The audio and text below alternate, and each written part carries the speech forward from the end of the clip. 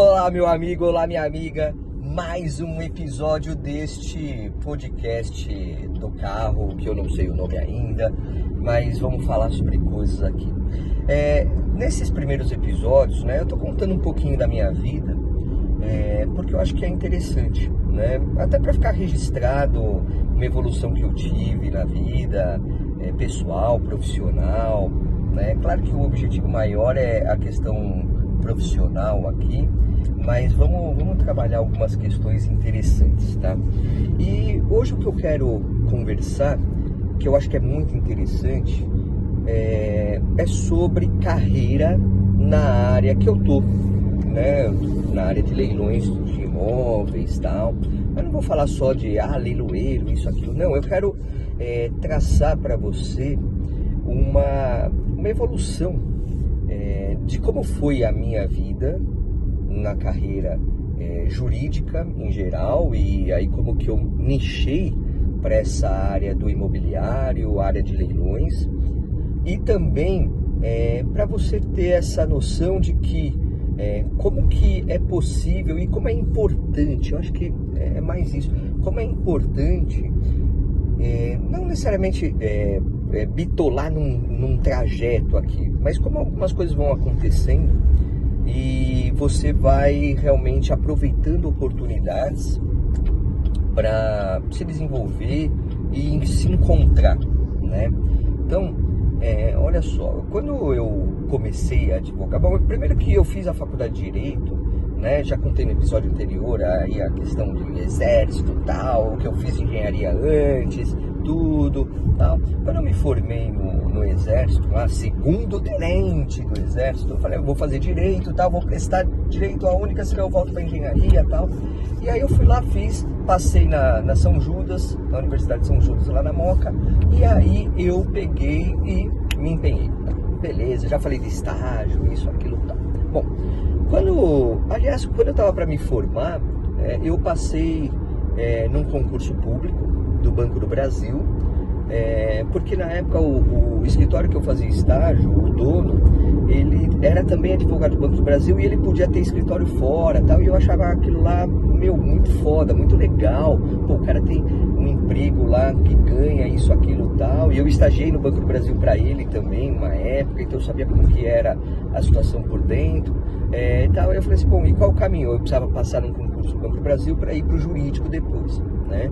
Aí eu prestei o concurso, passei, e quando eu estava no Banco do Brasil como escriturário lá numa agência, Alto de Pinheiros, em São Paulo, eu fiquei sabendo que para eu poder pedir transferência para o jurídico tal, eu precisava ter 2 anos de banco, tinha umas burocracias lá doidas, tal. E tinha um monte de gente querendo também, tal, mas o principal foi esses 2 anos aí. E aí eu falei, não vou aguentar. Eu estava como ASNEG de pessoa jurídica, assistência de negócio de pessoa jurídica, tal, tinha metas para cumprir, tal. A única coisa boa é que eu nunca fui caixa lá, né? Porque era outra situação, uma responsabilidade, diferença, tal. Eu gostava das pessoas, tudo, mas, eu já tava numa vibe diferente e tal. E aí eu pedi lá, falei com o gerente e tal, falei, pô, mas você não me manda embora não, tal. Aí antes até eu fiz uma cirurgia, desvio de septo, tal, peguei a licença lá, tal, não sei o quê, e aí ele conseguiu me mandar embora, tal, pra eu não perder benefícios também, tal, que é complicado. E aí eu peguei e, fui pra 100% pra área do direito, tudo. Bom, aí olha só que engraçado, eu também prestei, depois que eu saí do escritório lá que eu trabalhava, eu me formei, fui efetivado, fiquei um tempinho, eu prestei concurso pro PROCON, porque, vamos contextualizar, tá? Quando eu saí da faculdade, eu não sabia que área exatamente eu ia fazer, né? Pô, direito é muito amplo, mas que área, tal, e na faculdade, nos estágios, tudo, eu tinha visto praticamente tudo, lá no EAJ, no Escritório de Assistência Judiciária da faculdade, eu tinha visto muito direito de família, né, por conta das pessoas que passavam lá. Eu fiz estágio também no Juizado Especial Civil da faculdade, então eu vi muitas ações de pequena juizado de pequenas causas, ações de pequeno valor, responsabilidade civil, acidente de trânsito, muitas coisas de direito do consumidor também e tal.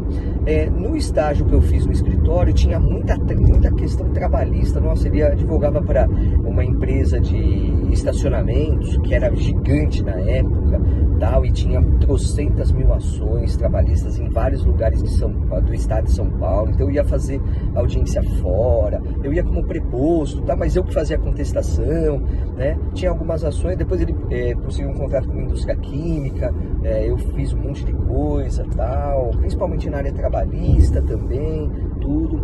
O trabalhista, eu nunca gostei, assim, não do direito em si, mas esperar 3 horas para fazer uma audiência, aquela situação de muita informalidade e tal. Bom, eu acabei não gostando muito. E aí, bom, quando eu saí da faculdade, eu falei assim, bom, putz, eu me matei, estudei bastante dentro da minha perspectiva, né? Lembre-se, eu tenho uma forma de estudar diferenciada que eu criei para mim. Eu sou intenso com pouco tempo, né? Então eu estudo pouco tempo, mas de forma intensa. Essa é a minha forma. Eu me concentro e mergulho e tal. Nas aulas prestava atenção e tal. Bom, aí eu falei assim, pô, eu preciso fazer uma pós, mas fiquei 6 meses depois que eu me formei, light. Não quis fazer nada, 6 meses light, curtindo, voltando a ver novela das 9, tipo uma coisa assim, entendeu? Mas assim, já não me encaixava mais naquela realidade que eu tinha quando eu estava no colegial, antes da faculdade, tudo e tal. Era uma outra vibe, né? Bem diferente. Bom, e aí com 6 meses de formado, eu falei, vou fazer uma pós, né? Vou fazer uma pós, tal. Aí eu fiquei sabendo das pós na PUC, no COGEAI, da PUC, São Paulo. Fui até lá, era na Barra Funda ainda, depois mudou. E aí eu peguei, fui fazer as inscrições, vi os cursos, né? E aí eu fiquei na dúvida até em fazer direito do trabalho, juro pra você. Eu falei assim, vou fazer direito do trabalho ou não?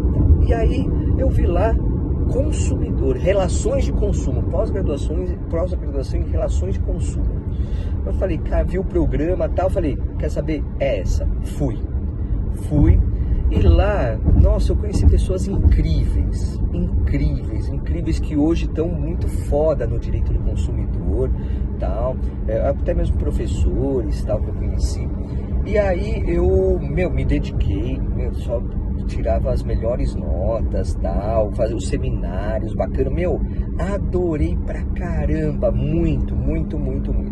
E eu direcionei minha advocacia, nessa época eu já estava, já tinha sido mandado embora do escritório. Fazer um parênteses aqui, como é complicada a vida, né?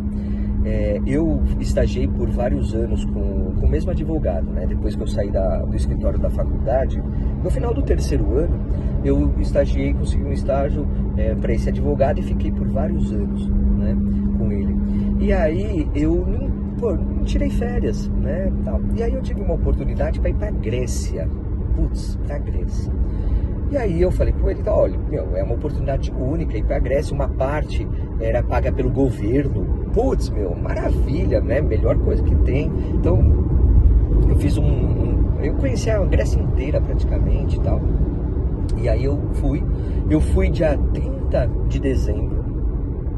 Dia 30 de dezembro à noite, cheguei lá na Grécia 31 de dezembro, passei o ano novo lá, tal. E eu só fui voltar da Grécia no final de fevereiro, quase no meu aniversário.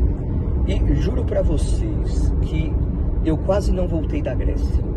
Eu adiei a volta, adiei passagem, conheci família lá do meu pai, me emocionei muito com a realidade que ele vivia lá, triste realidade, assim, pobreza mesmo, né? Um outro episódio eu dou mais detalhes dessa experiência que eu tive, né?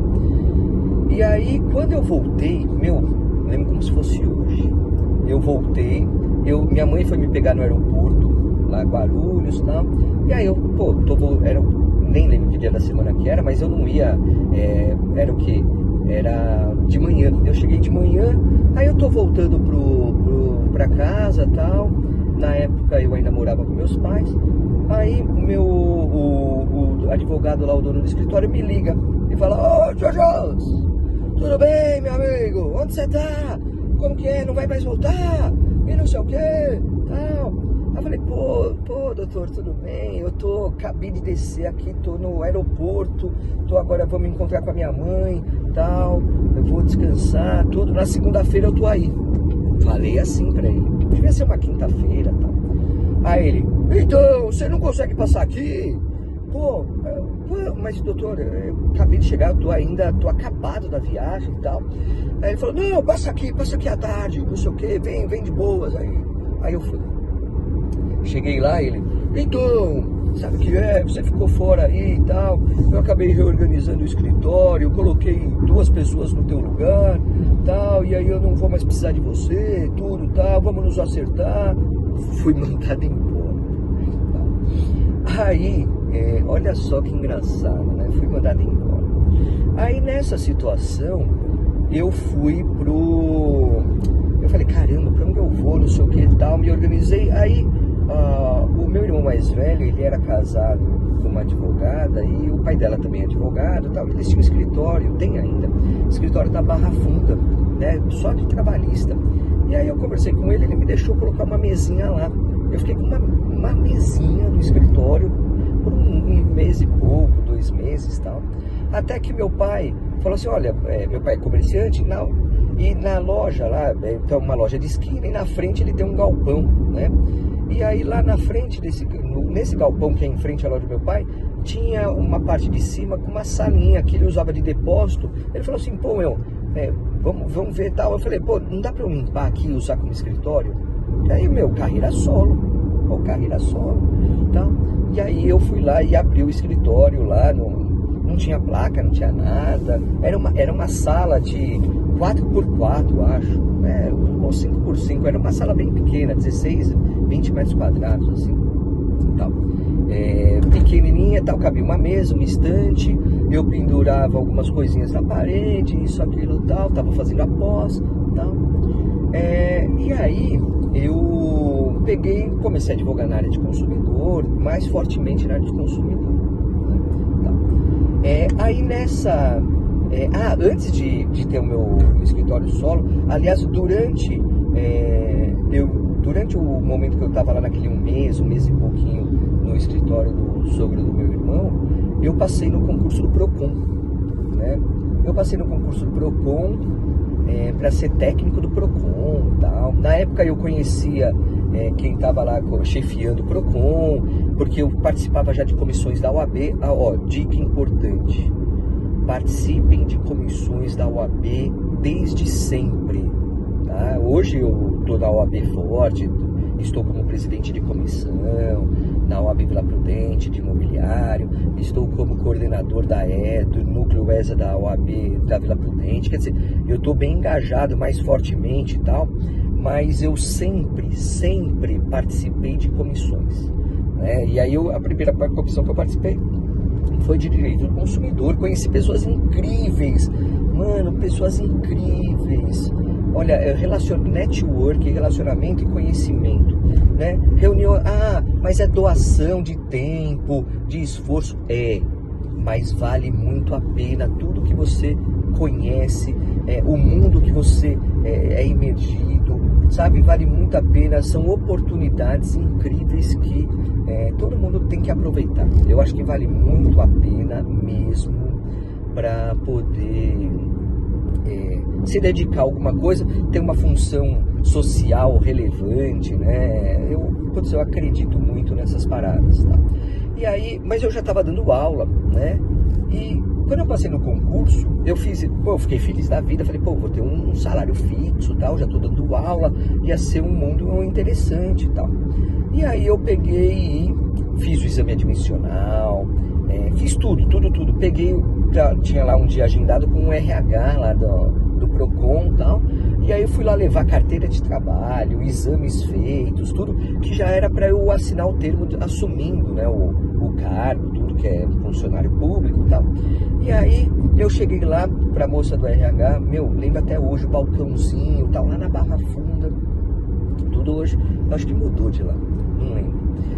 E aí eu tô lá, eu fiz uma pergunta pra ela, eu falei, olha, eu queria saber como que é o horário, tudo. Ela, olha, das 9 às 6, acho, uma coisa assim, das 9 às 6, 1 hora para almoço e tal. Eu falei assim, olha, eu sou professor e às vezes eu tenho que dar aula longe, às vezes eu dou aula de manhã, e eu queria saber como que funciona a questão de compensação de horas, se eu posso, tem banco de horas, se eu posso chegar mais tarde algum dia, compensar em outros, eu posso sair mais cedo às vezes, tal, porque eu preciso por causa das aulas que eu já tô dando, né? Aí ela falou pra mim assim, Ju, ela falou assim, aqui é crachá, horário, ponto, tudo rígido, não tem como fazer nada disso. Eu pensei por acho que uns 30 segundos. Lembra que eu falei que eu sempre decidi? E isso eu tenho, às vezes é bom, às vezes é ruim, tal. Eu não compartilho minhas decisões, tá? Eu tô trabalhando isso na terapia. Eu não compartilho minhas decisões. Eu sou um cara que, talvez por uma certa época, por necessidade, sempre precisou decidir. Eu sempre precisei decidir por mim mesmo, porque principalmente no lado profissional, eu tive, depois eu tive outras pessoas que me ajudaram muito, tal, mas eu tive que abriram portas, tal, mas as maiores decisões que eu tive foram eu e eu mesmo, né? E aí nesses 30 segundos que eu parei, pensei tudo, eu puxei, olha só, eu puxei a minha documentação, a minha carteira de trabalho do balcão, virei para ela e falei assim, olha, muito obrigado, queria te agradecer muito pela oportunidade, mas eu não vou assumir. Tchau, obrigado. Peguei, virei as costas e fui embora. Cara, que decisão, né? E olha como uma decisão de 30 segundos direciona a vida, porque essa decisão eu levo comigo até hoje, né? O que seria do Geórgio se não tivesse tomado essa decisão, tivesse ficado lá? Seria feliz? Provavelmente, teria me esforçado, teria ficado com muito tempo, pouco tempo, como por exemplo eu fiquei no Banco do Brasil, tal, não sei. Mas eu tive essa decisão e acabei o quê? Tchau. Virei as costas e fui embora. E voltei, tal. E aí voltando lá, aí fui pro escritório lá que o meu pai arrumou pra mim, tal, uma salinha, tudo. E justamente aí eu comecei a divulgar mais fortemente em consumidor, foquei no consumidor, tava fazendo a pós, tudo, tava dando aula. Então, olha só, já tava numa vibe bem interessante. E aí vai, tudo, tal. E aí com isso, só que tinha um problema lá no meu pai, né? Era um escritório de rua, vamos chamar assim, porque era em cima de um armazém e tal, era do Brás, né? Eu não gostava muito de ter que ficar, assim, quando eu precisava ficar depois das 6, que a loja fechava às 6, era muito perigoso, tal, tudo. Aí eu peguei e fui, aluguei uma sala comercial no centro de São Paulo, lá na rua Tabatinguera, um prédio que é super famoso lá, que é um prédio da APAMAGES, né, da Associação dos Magistrados, tal, 90% advogados. Eu tinha conhecidos lá que tinham um escritório lá, né, nesse prédio, tudo. Consegui lá uma salinha, já era o dobro praticamente do tamanho, tinha uma recepção, um espaço de recepção, tinha um banheiro e tinha uma sala, tal, uma estrutura legalzinha para quem trabalha sozinho. Pus um sofá, uma mesinha de centro, a minha mesa, tal. Nossa, eu gostava bastante de lá. Aliás, eu fiquei muito tempo naquele prédio. Depois eu acabei mudando de sala, tal. E aí me estruturei lá, tal. E aí, eu tô contando histórias de 20 anos atrás, tá? Então a memória foge um pouquinho tudo, tal. Mas eu lembro, e eu tinha, eu tenho até hoje, né? Eu gosto muito de livros, tal, leitura, até principalmente técnica, né? Tal. Então eu fiz minha biblioteca, tudo, tal, e comecei lá, advogava, peguei casos só voltados comecei a realmente nichar mesmo do direito do consumidor e tal. E aí eu comecei a prestar até assessoria para empresas na área de consumidor, né? Então comecei a pegar também não só pessoas físicas, né, são só consumidores, mas também empresas, né? Só que a minha advocacia, olha só, eu sempre acreditei na advocacia artesanal. O que é essa advocacia artesanal? É tratar de forma única cada caso, cada cliente, né? Saber, então a pessoa me ligava, de cabeça eu sabia o andamento do processo, de cabeça eu sabia tudo, tal. Então um tratamento muito próximo, né? Muito artesanal. Pode ir, caminhão, não tem problema não. E aí, eu tô na estrada, na Fernão Dias, aqui indo para São Paulo. E aí, mas por que eu conseguia fazer isso também, né? Porque eu dava muita aula, né? Nessa época eu estava só na UAB, dando aula só para cursos preparatórios para a UAB, e aí vai um, vai outro. Eu acabei dando aula em 4, 5 cursinhos ao mesmo tempo, tá? Não tinha exclusividade, eu até agradeceu. Não tinha exclusividade e tudo, então eu ia dando aula em vários cursinhos, tal, é muito comum, né? Então a minha renda era formada muito o que eu ganhava mesmo de dinheiro era nas aulas. Então eu tinha uma certa tranquilidade para também agir desse jeito e não ficar desesperado para pegar cliente. Tanto que, assim, eu falava meu preço, e se o cliente lá no escritório não quisesse me pagar o que eu pedia, tudo, né? Até, claro, tinha um quê de negociação, tal, óbvio, mas se ele não quisesse, eu falava, olha, tudo bem, beleza, e ele ia procurar outro. Às vezes voltava para me contratar, Mas aí o que acontece? Eu fui nisso, então eu tive uma estratégia dentro da minha profissão, principalmente por causa das aulas e da renda que eu tinha com as aulas, de ter uma advocacia mais tranquila. Até porque eu usava, como eu estava fazendo especialização, estava estudando, tal, então eu queria crescer mais ainda como professor, como cresci, tal. Então isso me fez também não pegar muitos clientes, tá? Não era quantos clientes você tinha? Devia ter o quê? Uns 30, 40, né? Assim, mais ou menos, pouco, né? Isso, claro, paulatinamente, porque isso daí não é de forma abrupta, assim, já nasce com 40 aqui, não. E o que acontece? Um desses clientes, isso há mais ou menos 18, 19 anos atrás, muito tempo, né? Olha lá, eu revelando meus cabelos brancos, a minha barba branca.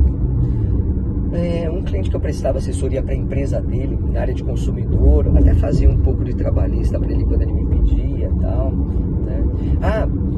Olha só, eu também advoguei muito para condomínio. Nossa, eu tenho um amigo até hoje, ele tá morando na Espanha agora, já, Maria, ele era síndico profissional, então ele me levou para alguns condomínios, tal, um em especial, gigantesco, tal, advogado, fazia muita cobrança, tal, então foi onde eu, até antes dos leilões, o meu contato com o direito imobiliário foi na área condominial. Então eu participava de assembleia, a vida condominial, tá? Então era isso que eu acabava fazendo também, tá? Então um cliente que era importante porque ele era grande, né? Tinha muita coisa. Bom, e aí, o que acontece? Eu peguei e... aí esse cliente, voltando lá, esse cliente ele tinha uma rede de loja de tintas, tá? E aí eu peguei, ele me ligou um dia, do nada assim, e como as coisas acontecem no muitas vezes do nada, né? Você apareceu do nada e você mexeu demais comigo. Ainda bem que eu não sou cantor. Depois eu falo de quando eu participei de uma banda aí. Bom, e aí ele me ligou e assim, aquela ligação que mudou a minha vida. Outra, né? Outra situação que mudou a minha vida, né? Outro ponto de virada. Tá? Ele me ligou e falou assim, tudo bem, Jorge, beleza? Opa, eu já achando que era alguma outra coisa de consumo e tal. Aí ele virou pra mim e falou assim, olha, arrematei um imóvel. Você sabe resolver? Você trabalha com isso? Aí eu falei pra ele assim, pô, olha, trabalho, faço, né? Faço, com certeza, tudo. E eu até na época, eu falei assim, pô, olha, eu ainda não te falei, porque como eu presto assessoria para você na área de consumidor, uma coisa ou outra trabalhista e tal, eu achei que você não estaria interessado. Então eu acabei não te falando nada, tá? Mas eu também atuo no imobiliário, tudo, tal. E ele arrematou um imóvel, foi até na Justiça do Trabalho que ele arrematou. Ele arrematou não é uma casa, era um comércio, tá? Em Guarujá. E a minha história com Guarujá é longa, né? Então, no meu primeiro leilão foi no Guarujá, no bairro Vicente de Carvalho, que não é nada perto da praia, nada perto da praia. Funcionava uma padaria no lugar, uma padaria pequena, tudo. E ele comprou na época, ele pagou 30 mil, tal. Ele falou que pra mim que valia 120, 150 e tal, mas estava distribuído o bagulho. Bom, mas moral da história, ele me ligou, nessa ligação eu falei que fazia tudo tal, e aí ele me perguntou, me fez a pergunta, quanto você cobra? Quanto você cobra? Olha, é a pergunta, eu acho que é uma das perguntas mais tensas para qualquer advogado, Você que está me vendo, a precificação do seu serviço, eu acho que é a questão mais complexa, né? Depois eu acabei desenvolvendo e eu vou falar um dia aqui sobre precificação e tal, mas tô voltando lá, tô falando com o jovem Geórgios, tá? O advogado que estava lá em carreira solo, já estava dando aula, tal, tinha poucos clientes, a advocacia voltada não para essa área, não conhecia nada de leilões, não conhecia nada de leilões. Na faculdade a gente sabe que não tem, né? Aliás, depois que eu dei aula por muitos anos em graduações, né? E eu sei que não dá tempo, como professor é desesperador a falta de tempo, de espaço para dar alguns temas, né? Então eu já leiloeiro dando aula na graduação, não conseguia falar de leilões, né? Então, por quê? Porque não cabe, né? Então assim, não tinha, e eu tô falando de uma época que não tinha Instagram, que não tinha esse volume de informações, tá? Hoje você que está me vendo aí, está me acompanhando, que eventualmente já assistiu uma aula minha, já foi meu aluno, tal. Hoje você tem uma gama de informações gigantesca. Aliás, é uma quantidade tão grande que também é complicado. Por que também é complicado? Porque tem muita informação superficial e tem muita informação, não vou dizer que é mentira, mas é que falseia a realidade. É mentira? Falsear a realidade é mentira? Porque olha só, tem tantas nuances o ramo dos leilões, muito depende, né? Tem tantas situações peculiares, um detalhezinho. Olha, quantas vezes eu estou ouvindo uma história de um aluno numa pós ou num curso específico de leilões, ele fala, professor, estou com casos, ou então na mentoria, tudo que eu faço, a pessoa traz lá uma situação, aí eu faço uma pergunta, que é o detalhe que eu quero saber, que vai influenciar na minha resposta do direcionamento daquela situação e tal, e a história que ele contou, ele omitiu aquele detalhe, não não de forma proposital, tal, muitas vezes porque não entendia o fato da importância daquele detalhe. E aí eu faço a pergunta, aí ele fala, a pessoa fala o detalhe, olha, isso muda tudo. Então assim, não dá pra gente fazer que nem matemática, não é tão objetivo assim, tudo, é complicado, né? Então a quantidade de informações hoje também é um fator complicador, porque tem muita coisa sendo dita por pessoas que não estudaram muito, não tem prática. Quando eu vejo, e aí não é nada de questão de etarismo, nada tal, mas eu vejo pessoas que mal saíram da faculdade e se colocam como especialistas em leilões, tal.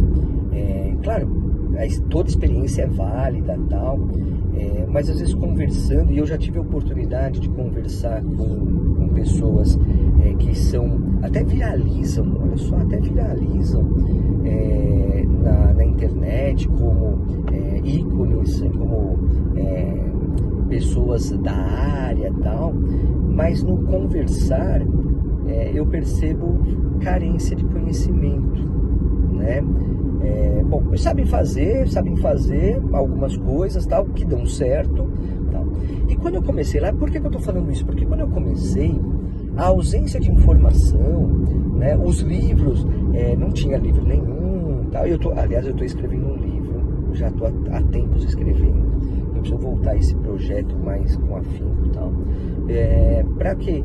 Para tratar realmente de uma forma mais didática, doutrinária, tal. Eu escrevi agora um artigo interessante que vai sair num livro sobre uso capião e leilão, né? O meu artigo é uma obra coletiva, é sobre uso capião, e eu escrevi sobre leilão. Então, mas é denso, né? Mistura um monte de áreas, né? Porque trabalhar com leilão é muito complexo, não é saber ler o edital, né? Não é só isso, né? Você tem que saber direito de família, você tem que saber direito das sucessões, você tem que saber direito tributário, você tem que saber direito trabalhista, você tem que saber direito falimentar, você tem que saber direito processual civil, direito civil, nossa, você tem que saber direitos reais ou direito das coisas, para quem prefere, você precisa saber obrigações, você precisa saber um monte de coisa, literalmente um monte de coisa, tá? Bom, e aí o que acontece? Você tem uma realidade que na minha época, lá quando eu recebi essa ligação, eu não sabia nada, né? Bom, mas vamos voltar para a ligação, porque eu quero contextualizar essa ligação. E ele me perguntou, então, tô enrolando aqui, ele me perguntou, quanto você cobra? Né? E eu confesso a você que eu fui muito inocente. Muito, de verdade. Como todo jovem, em começo de carreira, tal, apesar de tudo que eu já tinha feito, tal, era uma área nova. E aí eu falei para ele um preço. Se eu não me engano, eu falei R$5.000. Se eu não me engano. Tá? E aí eu falei assim, olha, como é no Guarujá, tal, tem coisas que eu preciso fazer lá, né? Então é claro que precisa cartório de imóveis, lá, é claro que tem a emissão na posse e tal, tá? Então tem algumas coisas que têm que ser feitas por lá, tal. E aí o que acontece? Eu falei R$5.000 para ele. Olha, ele tinha arrematado por mais ou menos 30 mil, tá? Então, comparativamente ao valor, não era tão barato assim, né? Da minha visão, tá?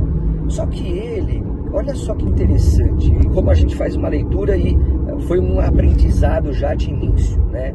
Primeiro caso de leilão, antes de eu sequer pegar a procuração dele, contrato, eu já tive uma lição.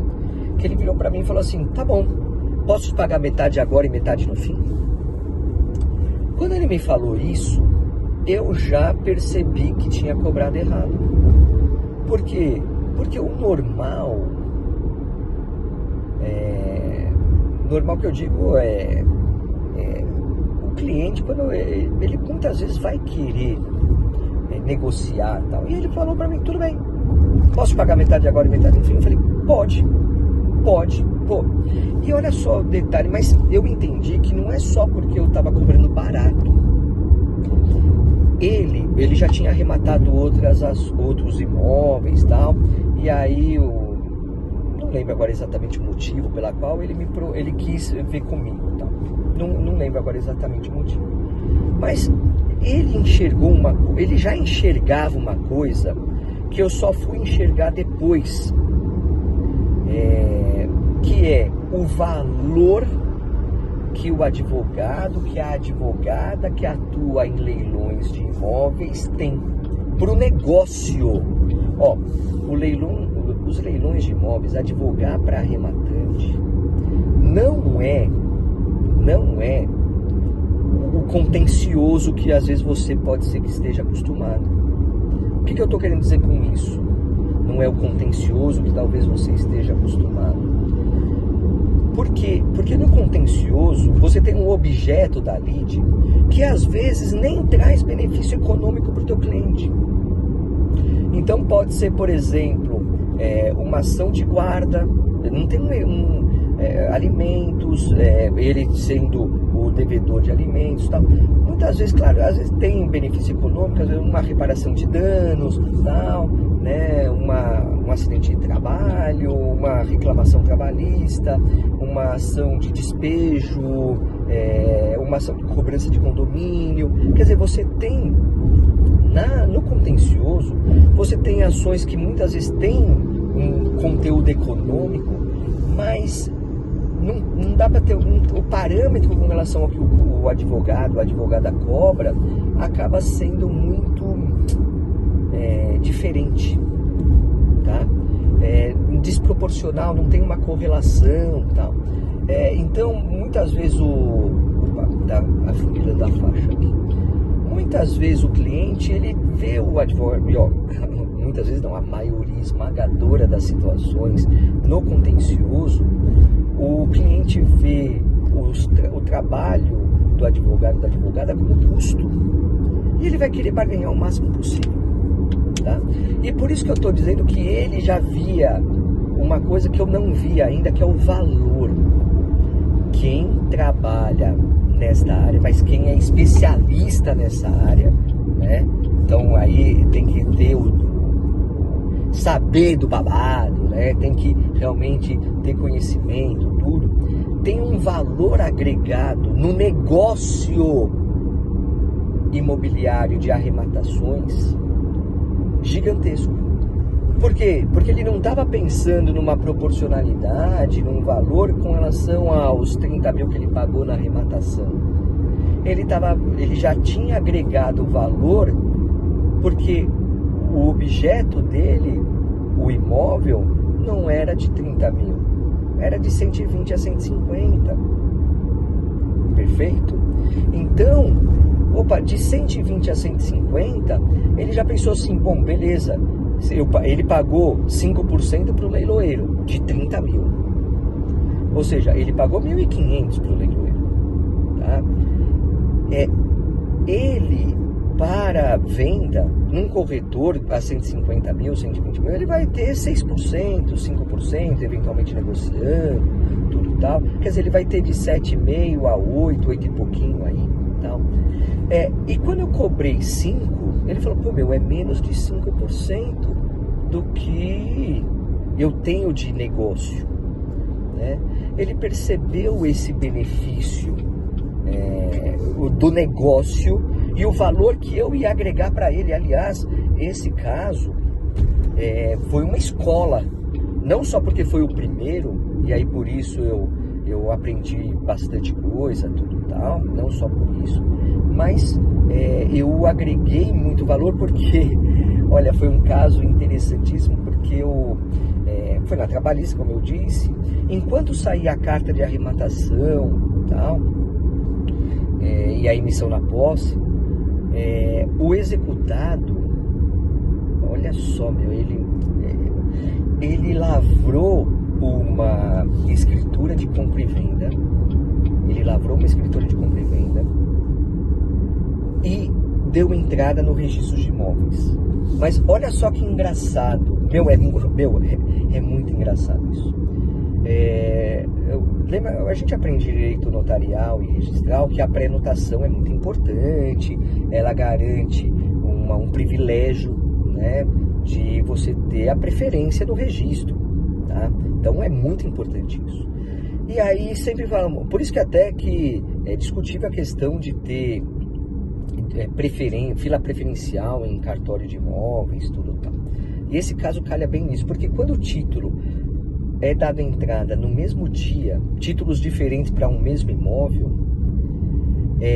o que entrou primeiro é tido naquele dia e o que entrou depois é tido como se fosse no dia seguinte, né? Ou seja, ele não tem a prioridade, né? E juro para vocês, na mesma fila no cartório de registro de imóveis de Guarujá, na mesma fila estava eu e várias pessoas, tinham umas 4 ou 5 pessoas na fila, tá? E uma dessas pessoas que estava na minha frente era aquele que estava com a escritura de compra e venda para ser levada a registro. E ele deu entrada antes do que eu, no mesmo dia. Tá? E aí, e como que eu fiquei sabendo? Claro, duas formas de ficar sabendo, né? A primeira é no dia, lá na hora, que é muito difícil de ficar sabendo. E a outra é pela matrícula. Bom, o meu deu exigência, né? Óbvio, né? Porque tinha um título pré-notado, que deu registro, porque, compra e venda. A penhora não impede o registro de venda, né? A penhora averbada lá na matrícula do imóvel não impede a venda, tá? Bom, e aí o que aconteceu? Mas eu fiquei sabendo no dia, sabe por quê? Porque o atendente que atendeu a pessoa, depois de 2, 3 pessoas, me atendeu. Tinham 2 guichês, se eu não me engano, tal. Então, eu tinha 50% de chance de cair com a mesma pessoa e cair com a mesma pessoa que atendeu aquele outro que levou a escritura de compra e venda. E ele falou assim, nossa, eu já mexi com esse número de matrícula hoje. Tal. Eu falei, sério, o que aconteceu? Aí ele, acabou de dar entrada aqui uma escritura de compra e venda. Eu falei, não, mas, cara, esse imóvel foi arrematado. Foi arrematado em leilão, tá aqui a carteira de arrematação. Ele falou, olha, é o que tem pra hoje, né? Aí ele falou, bom, vou dar entrada. Ele foi lá e deu entrada, tudo, né? Deu entrada. Ele falou, vai dar exigência, tal, e já sabia disso, que ia dar exigência. Ele me explicou lá, tal, tudo. Detalhe, eu tive direito notarial e registral na faculdade. Eu tive um ano de direito notarial e registral, coisa que é raro também nas faculdades ter, tá? Mas eu acabei tendo, né? Então, uma vantagem para mim aí na educação, né, da faculdade. Lembrava tudo? Não, tive que estudar, óbvio, né? Natural. Bom, e aí, cara, eu tive que buscar a fraude dessa compra e venda, porque deu exigência e não dava para registrar, né? E aí eu consegui, no mesmo juízo da expropriação, eu consegui o reconhecimento da fraude, a execução, e aí teve o cancelamento da averbação, do registro, né, de compra, e da venda e compra que foi feita, e aí sim eu consegui dar registro na carta de arrematação do meu cliente. Olha só, primeiro caso já, situação.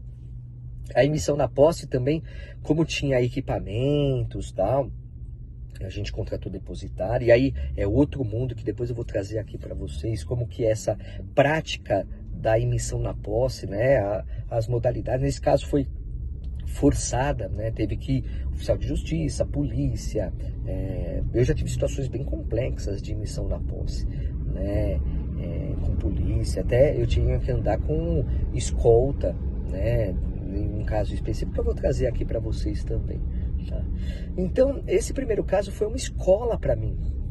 E o material que eu tinha era pouco, porque os manuais de processo civil, os livros de execução tal, falavam do teórico. E eu vivi na prática aquela emoção, né?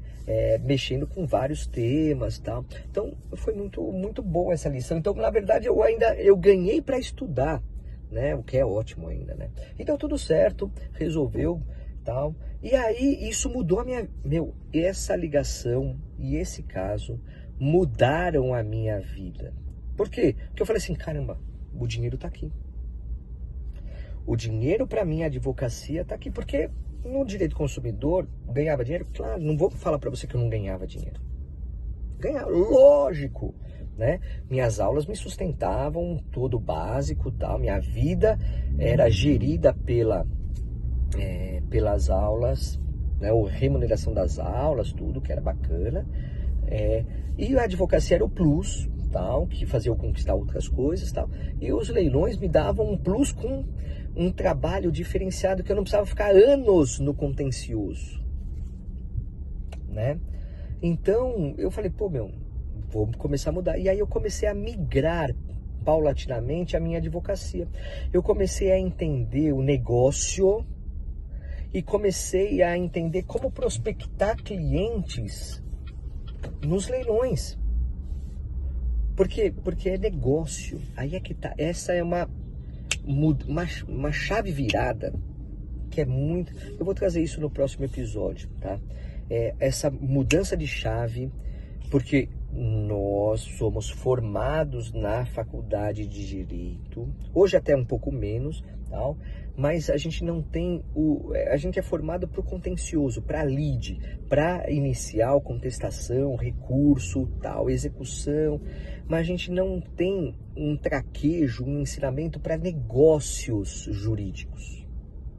Negócios jurídicos.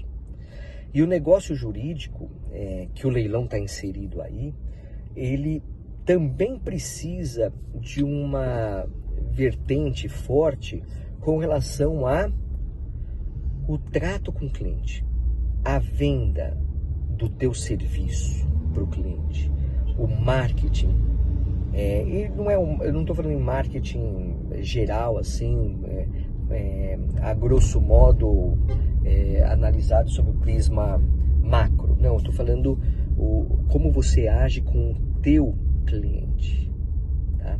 Então, eu quero que você pense agora, para a gente depois ir para o próximo episódio, eu quero que você pense em várias pessoas que você conhece, clientes ou não, mas que você identifica a possibilidade de ter condições, óbvio, condições financeiras e traquejo, um indicativo que ele possa querer atuar na área imobiliária com leilões para arrematantes, tá? Você vai pensar nisso e vai já marcar um cafezinho e falar assim, olha, tô num ramo diferente aí, eu advogo para você naquela ação trabalhista, eu advogo para você naquela ação de família, não importa. Ou eu nem advogo para você, mas, eu sei que você tem um tino aí interessante, queria conversar com você sobre leilões de imóveis, tá? E aí no próximo episódio, eu vou tratar com você aqui, vamos conversar um pouquinho sobre essa questão do trato com o cliente, como conquistar, como oferecer o serviço, tal, porque eu acho que é importante, até mesmo antes da precificação, tá? Para entender como que você pode buscar clientes nessa área. E eu digo para vocês que eu aprendi isso na prática, e esse mesmo primeiro cliente que eu tive, eu aprendi muito com ele sobre o negócio dos leilões. Perfeito? É isso aí. Essa conversa, esse bate-papo que eu quis trazer hoje aqui nessa viagem. Tô chegando em São Paulo, ó, você vê que eu já parei no trânsito aqui, porque eu tô já no meu primeiro farol pós-estrada, pós-casa, porque da minha casa até aqui, e eu tô aqui na Aricanduva, não teve farol nenhum, tá? E aí eu tô a 48, 49, 50, um pouquinho aí mais nesse episódio sobre leilões, né? Sobre a minha vida, sobre negócio, sobre falar. Eu gosto de falar, então vamos embora. É isso aí, meu amigo, é isso aí, minha amiga. Bora lá, bora que dá. Abraço.